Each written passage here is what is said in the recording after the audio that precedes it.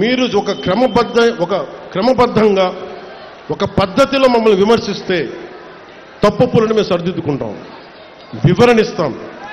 అలా కాకుండా వ్యక్తిగతంగా మళ్ళీ పాత పద్ధతిలో చేస్తే ఈసారి నేనే చెప్తున్నా. మీరు పవన్ కళ్యాణ్ మంచితనం చూశారు, పవన్ కళ్యాణ్ సహనం చూశారు, పవన్ కళ్యాణ్ గట్టితనం మీరు చూడలేదు ఎప్పుడు. దయచేసి అక్కడ దాకా తీసుకెళ్ళకండి.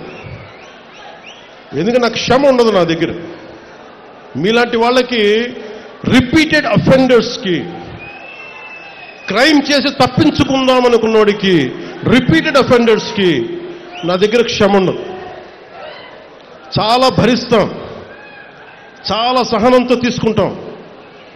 కానీ పదే పదే కూర్చోబెట్టి మేము ఏదైనా చేస్తామని మీరు మళ్ళీ పాత పద్ధతిలో చేస్తే వీఆర్ క్లోజ్గా మానిటర్ చేస్తున్నాం. ఎవరు ఏం మాట్లాడుతున్నారు, ఎవరు ఏం చేస్తున్నారు.